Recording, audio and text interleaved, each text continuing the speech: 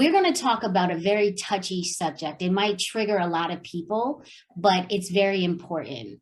It's going to be about the world's biggest traumatic experiences for a parent is teenage suicide. Okay. So your child is coming home. They're very stressed. They got things to tell you. They don't know how to talk to you. And what happens is they go within themselves. And when we don't observe what's going on, or we're all about adult stress and what we're going through at work and stuff like that, it's like something that we don't even think about that our child would do is suicide. I was at the hospital the other day and this parent came in and she was crying because her child committed suicide. And she thought back when her child told her that she was gay and how her father and she treated her child. It's something that is very stressful for a child to even talk about, not only talk about, but to come out to their parent and say, hey mom, I'm having all these feelings in my body and I don't know how to express them, but I have some feelings for girls and I have some feelings for boys. And mom, I think I'm gay. And what happened? The mother and father just exploded. Next thing you know, you see ambulances and police officers and people like that. Next thing you know, she committed suicide. And now there is no turning back. Suicide is a very touchy topic, but we've got to address that. And Caroline, it's too touchy for me. So what do you think about that? Yes, it is so serious, and it's an extreme of a disconnection between parents and kids in where there's not trust and not asking for support. And in the example you give, is the feeling of the parents more important, or they could not deal with that and they could not recognize that the child was also needing support and help. So I think it's very important for the adults to take care of themselves, to be the support and to be there for their kids, because there's an hierarchy and we are the adults. We are the responsibles to offer a container, a guide for our kids. And maybe what they did is not of our approval or our values or whatever, but we are the parents. We are the safe people who they can come with whatever is happening because they trust us, because they don't know what to do. So when they were learning how to walk or learning how to eat, we find very funny that they make mistakes and they fall down and they make their head, face dirty. But when they are teens, they are also learning how this work is working, how the relationships are working, how you stand up for yourself, how you support your values, how you respect your body and your feelings. And it's very confusing sometimes. It's very touchy topic as well because there is an extreme. But something very important to say is that parents need to work on prevention. Sometimes you, as you said, you think that everything is going well.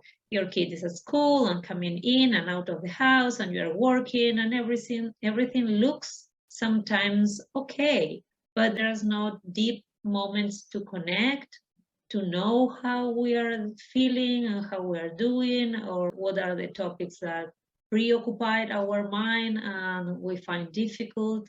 This is a call for parents to work on prevention, to pay attention to the physical development, but to the mental health and the mental development and the feelings, and get very close to the teens. Because there's also a common sense that, you need to invest so much when there are kids, but when they are teens, you can be a little bit more off of their lives. And I don't agree with that. I think you need to hold on your kids, hold on your teens, because they are still need so much support. The next child that came in was, it was alarming because we tell our teens that they are adults at 18. I don't believe that a child should be an adult at 18. They drive at 16, they're an adult at 18, and then they can drink at 21. And science says that a child is not an adult until they're at least 30. Okay, so there was a child that came in, she got shot in the back 2 months ago, and she's paralyzed from the waist down. Now, her heart was going up and down, racing 150 down to 58, up to 130. And she saw her friend get shot next to her and died. And so these are the traumatic experiences that our children are facing in the world today. And I don't know if it happened to be the pandemic or whatever, but we're now noticing our children are going through these things. But she had to make an adult decision. And this had something to do with her heart. She could have been in a cardiac arrest at any time. Her parents wanted her to stay in the hospital, but she wanted to go home. And because she is an adult at 18, she was able to make that decision, which I don't think it was a very good decision to let a child go home. But if they didn't, then the child could sue. And another child, his friend, die on the phone, commit suicide.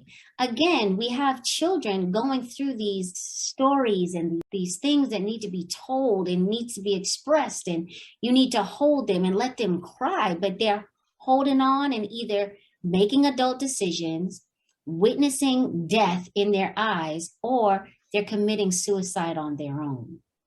They're very serious topics, and I want to let the people know that the prevention is always the best way. Working on the relationships, working on the consciously parenting, be close to your kids, be aware of their friends and their companies and what they are doing, what they are feeling, what they are going through, and finding support. So many times we think we can take it in and it's going to forget, or the time is going to heal by themselves, but we really need to find support. Finding support is an act of love for our kids and to keep the mental health, because as you said, there are so many things going on in this world, and we need to protect and be very close to our kids to guide them and to support their friends and keep the healthy growing and healthy relationships. So a parent coach is not only to talk about babies, a pacifier, and little things, but it's so serious, and we need to keep an eye in all phases and stages of our kids and our family. Thank you. And here's to us as Parent Enhancement Program, to you. We will help you, hold your hand, and guide you. All you have to do is take ours. Thank you.